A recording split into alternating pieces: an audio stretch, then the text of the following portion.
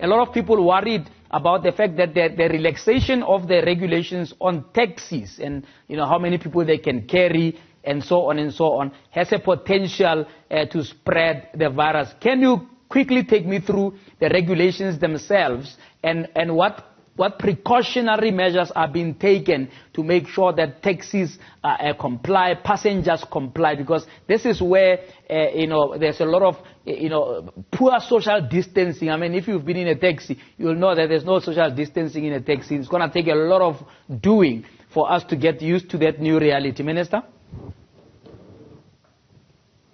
In terms of the regulations, JJ, it is 70% plus mask and compulsory sanitize on the taxi for everybody inside the taxi. So we were about to introduce 100%. It never happened because that was a total disaster when it comes to social distancing. Of course, you are right when you say social distancing inside a taxi is very difficult. But from the first 2 weeks of the implementation of 70% plus, we seem to be on the right track, and we intend to maintain that going forward. I just had a meeting today with the taxi industry, and I briefed them, and they all welcome this 70% since from last week. And I explained to them that we intend to continue with it, and we are one with regard to that. So for now, in terms of the taxi industry, 70% plus mask and compulsory sanitize the passengers. Yeah. Are you satisfied with the levels of compliance, though? I mean, one of the issues that are raised in the regulations is the time of transportation, which means 5 in the morning to about 9 o'clock. And after that, we are not expecting to see taxis going up and down. Would you be satisfied? Would you say to me you are satisfied with the level of compliance? Because from some of the feedback that my media colleagues have been giving, it looks like in some areas, it looks like business as usual, taxis going up and down all hours of the day as such. But maybe that's an anecdotal account. What is your official account? JJ, today after my meeting with the MECs and also myself doing the rounds, especially in Gauteng, the epicenter of coronavirus, I've seen some of these taxis, not following the regulations in terms of time limit. So that is why we extended to 10 o'clock.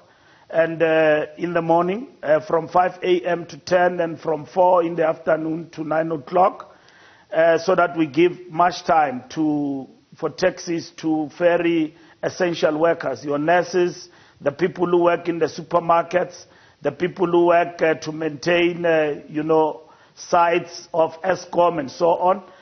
We have given them this extension of time. But we have seen indeed that there are some who do undermine, but it's not huge numbers. But where there have been such, police have been decisive. Where they find them, they've been, they are arrested on daily basis. But we shouldn't really give the police much work, because this is out of our own goodwill and understanding as a nation that this thing, we're doing it because of preservation of life. We don't want to lose our people and so on. We have to do it. We don't have to cut corners, and try to get free lunches and stuff like that. The drivers must take responsibility. And that's what the taxi associations were saying to me today, that in terms of their call also will go out to those who are perpetrating this. They must straight be arrested, because it's not their understanding, and they are not given authority by the owners whatsoever. They simply just cutting corners and taking chances. We do have such all round coterie of few individuals who just think that, no, this thing is not happening, so I can just take a corner there, get my 6 beers and come back home and run back and forth. You're not doing anybody a favor by being compliant. You are preserving life. It's about me or you. So it's not about state of emergency and apartheid. We are fighting the regime. It's about us. And all government does is to put guidelines.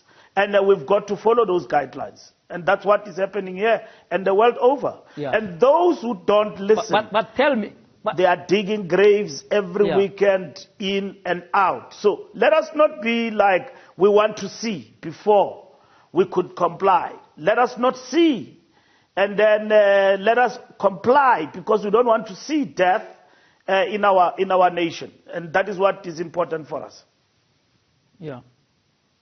And I think that's part of the nervousness, Minister. A lot of people nervous that the more you relax the regulations, the more we are in danger. Should you not have reduced the time? So instead of saying 5 o'clock to 10 o'clock now, you actually reduce the time to 8 o'clock so that there is a little bit of a flexible movement. Now, when you say 10 o'clock, when they fail to reach 10 o'clock, you are now having a situation where there's more time for them to be on the roads. Can you explain the logic for me of increasing the time instead of decreasing it because of non-compliance?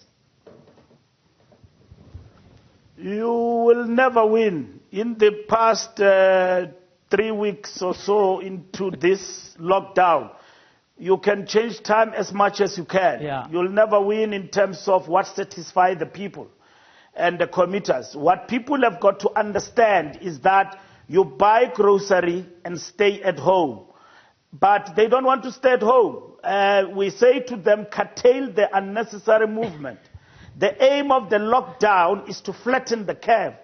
Flattening the curve means we must stay home and, forgo the comforts and the easy things that we get to do.